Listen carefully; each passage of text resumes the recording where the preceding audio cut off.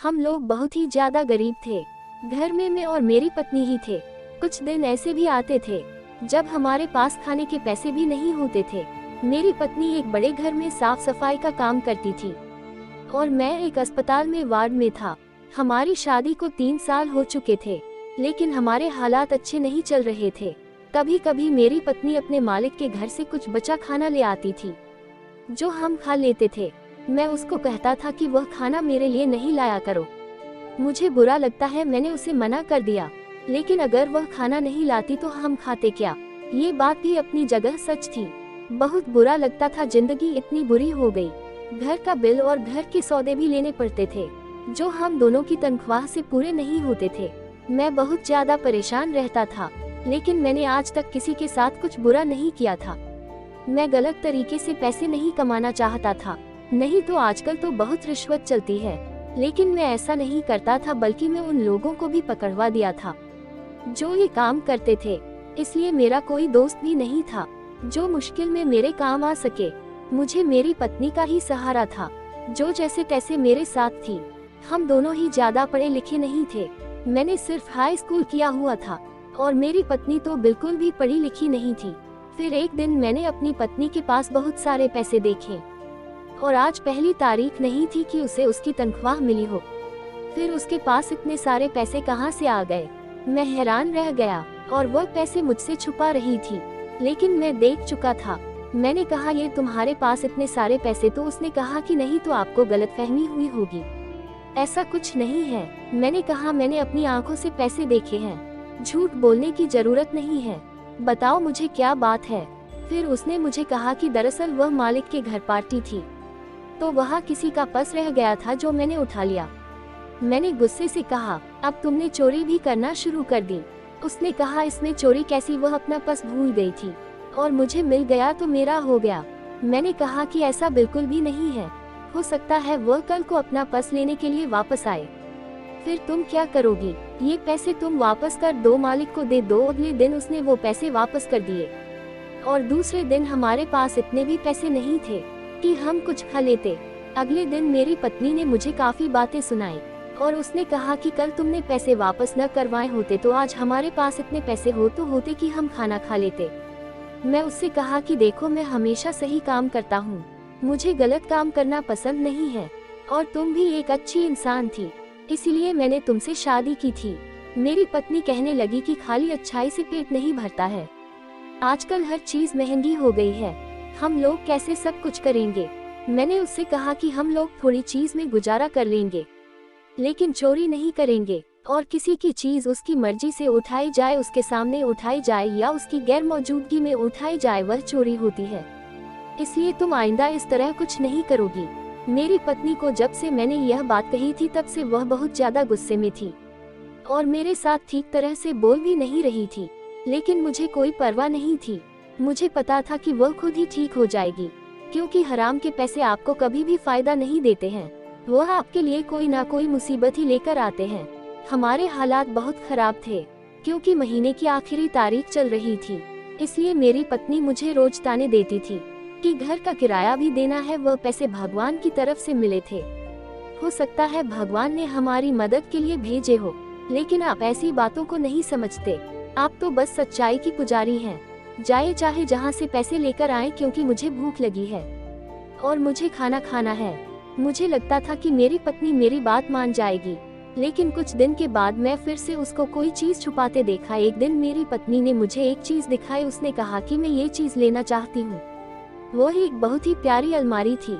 मैंने उससे कहा कि उसकी कीमत बहुत ज्यादा है, हम नहीं ले सकते। तुम ऐसी चीज क्यों देखती रहती हो जो हम खरीद नहीं सकते? तो इसका मतलब ये तो नहीं ना कि देख नहीं सकते। मुझे अलमारी बहुत पसंद है। मैंने कहा कि ठीक है, जिस दिन पैसे होंगे उसी दिन मैं तुम्हारे लिए खरीद लूंगा। लेकिन मुझे पता था कि हमारे पास इतने पैसे नहीं होंगे। और फिर मेरी पत्नी खामोश हो गई और एक हफ्ते बाद मैं ये देखकर दंग रह गया कि उसने वह अलमारी खरीद ली थी और वह हमारे घर भी आ चुकी थी। वह बहुत ज्यादा खुश थी और अलमारी को साफ करके उसने कपड़े रख रही थी। मैंने कहा कि यह कहाँ से ली तुमने, ये तो बहुत महंगी थी। उसने कहा कि मेरे मालिक ने खरीद कर दी है, वो मेरे काम से बहुत खुश है इसलिए। मैंने अपनी पत्नी की आंखों में देखा। मैंने कहा कि तुम मुझे पागल बना रही हो। उसने कहा मेरे मालिक बहुत अच्छे हैं। मैं हैरान था कि आजकल इतना तो कोई भी अच्छा नहीं है, कितना महंगा तोहफा दे। मेरी पत्नी कहती थी। पत्नी की बातें और उसकी हरकतें मुझे बिल्कुल भी समझ नहीं आ रही थी। उसकी बातें अजीब होती थी।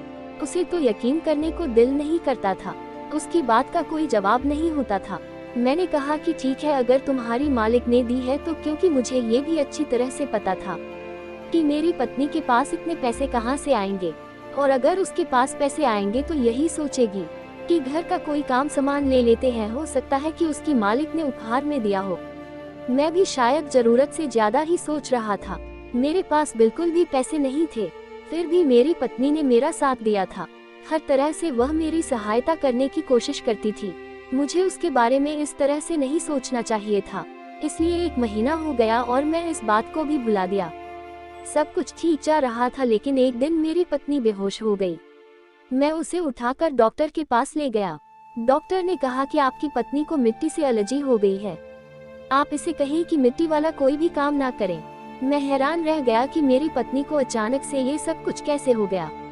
डॉक्टर ने कहा कि अगर यह मिट्टी में काम करेंगे तो इसी तरह बार बार उनकी तबीयत खराब हो जाएगी।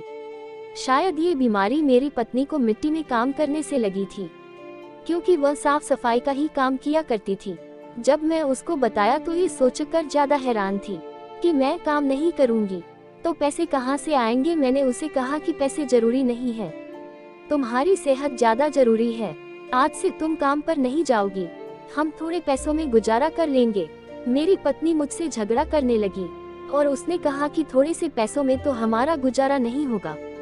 तुम्हें पता ही है कि हमारे कितने ज्यादा खर्च हैं, और मैं बच्चा पैदा करना चाहती हूँ, लेकिन इसी वजह से नहीं करती क्योंकि हमारे पास पैसे नहीं है। अब अगर मैं भी काम छोड़ दिया तो हमारे हालात और बुरे हो जाएंगे। मैंने अपनी पत्नी को कहा कि मैं अभी जिंदा हूँ, मर नहीं गया हूँ, वो कुछ कर लूंगा। तुम्हें परेशान होने की जरूरत नहीं है। मैं तुम्हारे लिए कोई ऐसा काम ढूंढ लूंगा जिससे तुम्हें मिट्टी और गंदगी में काम न करना पड़े। तब तक तुम घर पर आराम करो। मैं अपनी पत्नी के लिए कोई भी काम ढूंढने वाला नहीं था। उसने बहुत कम कर लिया था। यह मैंने उसे चुप करने के लिए कहा था और वह भी खामोश हो गई थी। 2 दिन के लिए वह काम पर नहीं गई और अब उसकी तबीयत काफी ठीक थी। उसने मुझसे कहा कि मेरी तबीयत बिल्कुल ठीक है। मैंने कहा कि अच्छी बात है और आराम करो ताकि तुम्हारी तबीयत और ठीक हो जाए। लेकिन अचानक से वह कहने लगी, मुझे काम पर जाना है। मैंने कहा कि काम पर जाने की जरूरत नहीं है, घर में आराम करो। वह फिर से मेरी बात पर चुप हो गई, लेकिन ऐसा लग रहा था कि वह बहुत ज्यादा गुस्से में है। और फिर ऐसा हुआ, मैं काम पर गया था। जब मैं घर आया तो मेरी पत्नी घर पर नहीं थी। मैंने कहा कि यह कहाँ जा सकती है। उसका फोन भी बंद था और वह पता नहीं कहाँ चली गई थी। मैं उसके लिए काफी परेशान हो रहा था, लेकिन वह इस टाइम वापस आई थी जिस टाइम वो काम से वापस आया करती थी। और मैंने उसे देखा, उसके पास एक बैग भी था जो वह काम पर जाते हुए साथ ले जाती थी। मुझे पता चल गया कि वह काम पर गई थी। मैंने कहा कि क्या जरूरत थी काम पर जाने की, तो उसने कहा कि मेरी तबीयत बिल्कुल ठीक है और मैं घर में बोर हो रही थी इसलिए चली गई। मैंने कहा कि तुम किस तरह की इंसान हो, तुम बोर हो रही थी तो काम करने चली गई। तुम्हें क्या वह काम करना अच्छा लगता है? उसने कहा कि मुझे वह काम करना अच्छा लगता है या नहीं, लेकिन मुझे पैसे कमाना अच्छा लगता है। मैंने कहा कि इतने पैसे तो मिलते नहीं, तो मैं थोड़े से पैसे मिलते थे, फिर भी पागल हो रही हो। मैंने उसे मना किया, लेकिन उसने अगले दिन भी यही किया। उसकी तबीयत खराब थी, उसे मिट्टी से एलर्जी थी, पर वह यही काम करने के लिए बार बार जा रही थी। मुझे ऐसा लगने लगा कि कोई गड़बड़ जरूर है। मेरी पत्नी काम करने के लिए इतनी ज्यादा बेचैन क्यों हो रही है? एक दिन मैंने सोचा कि मैं उसके मालिक के घर जाता हूँ और उन लोगों को ही कहता हूँ कि इसको नौकरी से निकाल दे, क्योंकि यह तो घर पर बैठने वाली नहीं। मुझे यह आइडिया बहुत अच्छा लगा। मैं वहाँ पर चला गया और मैं जाकर मैंने जैसे बात की। जब मैं उसको कहा कि मेरी पत्नी को नौकरी से निकाल दे, तो मालिक ने कहा कि कौन सी पत्नी है आपकी, नाम बताएं उसका। मैंने नाम बताया तो वह सोच में पड़ गया। मैं हैरान हुआ कि मेरी पत्नी के बारे में नहीं जानता। उसने कहा कि आपकी पत्नी तो यहाँ 1 साल पहले काम करती थी, अब तो यहाँ पर काम नहीं करती, और हमने उसे निकाल भी इसीलिए था क्योंकि वह अपना काम ठीक से नहीं कर रही थी। ये सुनकर मैं हैरान रह गया। मेरी पत्नी काम नहीं करती, उसे वहाँ से निकाल दिया गया और यह 1 साल पुरानी बात है, लेकिन उसने मुझे बताया तक नहीं। उन्होंने कहा कि वह यहाँ पर काम नहीं करती है, आपको कोई गलतफहमी हुई है। मैं बहुत परेशान हो गया, कुछ समझ में नहीं आ रहा था कि मैं क्या करूं। फिर मेरी पत्नी कहाँ जाती थी, क्या काम करती थी, वह पैसे कहाँ से लाती थी? अगर वह किसी और घर में काम कर रही थी तो मुझे बता सकती थी, इसमें छुपाने वाली क्या बात थी? और अगर उसने मुझे छुपाया था तो इसका मतलब यही था कोई ना कोई गड़बड़ जरूर है। अगर मैं अपनी पत्नी से पूछता तो वह मुझे सच कभी भी नहीं बताती, मुझे अपनी बातों में उलझा लेती और कोई ना कोई झूठ बोल देती। इसलिए मेरे पास एक तरीका था कि मैं अपनी पत्नी का पीछा करूं और देखूं कि वह कहां पर जाती है। इसी तरह एक दिन मैंने उससे कहा कि मैं काम पर जा रहा हूं, जबकि मैं घर में ही छुप गया। मेरे जाते ही वह फौरन पर जाने के लिए तैयार हो गई। उसने बैग में कुछ सामान भी रखा था, लेकिन मैं देख नहीं पाया था कि वह क्या है।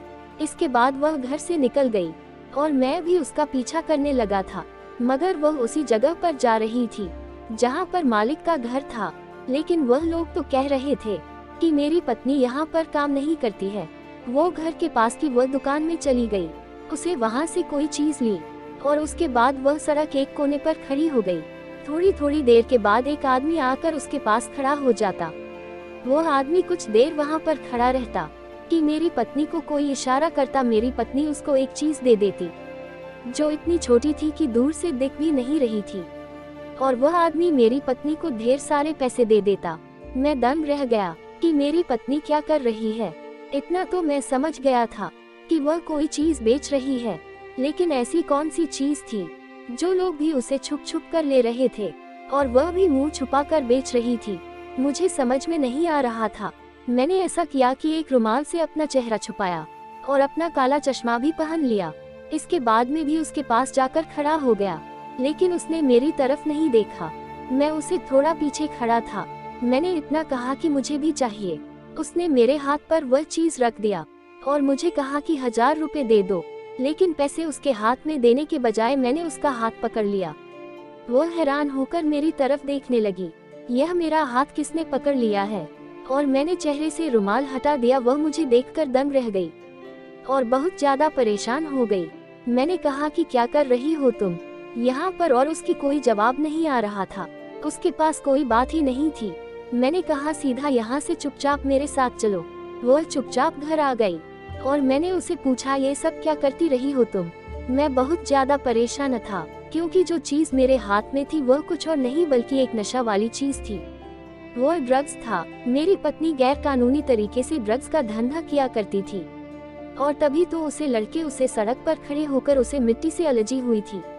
मेरी पत्नी बुरी तरह रोने लगी और उसने कहा कि मुझे नौकरी से निकाल दिया गया था, मैंने वहाँ पर चोरी करने की कोशिश की थी। उसके बाद मुझे कुछ समझ नहीं आ रहा था कि मैं क्या करूं। मैं अपनी पत्नी को कहा कि वह ये सामान वापस करके आए और दोबारा इस तरह का कोई काम ना करें। ये कैसी चीज है जिसको खाकर लोग अपनी सेहत और जिंदगी सब कुछ बर्बाद कर लेते हैं, और तुम ऐसी चीज को बेचती हो तो मैं शर्म आनी चाहिए। अगर तुमने ये काम नहीं छोड़ा तो मैं तुम्हें छोड़ दूंगा। मेरी पत्नी परेशान हो गई। उसने कहा कि मैं ये काम छोड़ दूंगी, और उसने ऐसे ही किया। उसने मुझसे माफी मांगी और मैंने उससे कहा कि मैं तुम्हें माफ तो कर रहा हूँ, लेकिन दोबारा अगर मुझे इस तरह की किसी बात का पता चला तो मैं तुम्हें छोड़ दूंगा। मुझे यकीन था कि मेरी पत्नी दोबारा ऐसा नहीं करेगी। उसके बाद उसने ऐसा किया भी नहीं। वह ये सब इसलिए कर रही थी कि हम गरीब थे, लेकिन उसके बाद से मैं उसे पर नजर भी रखता था। उसने जो भी किया बहुत गलत किया। अपना भविष्य संवारने और जल्द अमीर होने के चक्कर में कई लोगों की जिंदगी तबाह की। फिर मैंने उसे समझाया कि यही नशा अगर कोई औरत मुझे दे, इस नशे पर मुझे लगाए तो तेरे दिल पर क्या गुजरेगी। इनमें से कितने ऐसे लोग होंगे जिनके छोटे छोटे बच्चे होंगे, कितने लोग ऐसे होंगे जो घर के अकेले कमाने वाले होंगे, सिर्फ उन्हीं की कमाई से घर चला होगा, और इस तरह तुम्हारी वजह से वह अपनी वो कमाई इस गलत काम में लगा रहे हो और उनके बच्चे या उनके माँ बाप खाने को तरस रहे हो। सोचो तुम्हें कितनी बददुआएं मिलेगी। क्या तुम्हें जिंदगी भर सुकून मिल सकता है? भला तो इसलिए अपने कल को अच्छा करने के लिए किसी के भविष्य को बर्बाद मत करो। अपनी जिंदगी को अच्छा बनाने के लिए किसी की जिंदगी में कांटे ना भरो। आप ऐसा करने से जिंदगी में कभी भी सुकून हासिल नहीं कर सकते, बल्कि आप जैसा किसी के साथ करेंगे कल वैसा ही आपके साथ होगा। हर हाल में भगवान का धन्यवाद करना चाहिए। तो दोस्तों, कैसी लगी आपको मेरी कहानी? अगर कहानी अच्छी लगी है तो इसे लाइक करें और चैनल को सब्सक्राइब करें।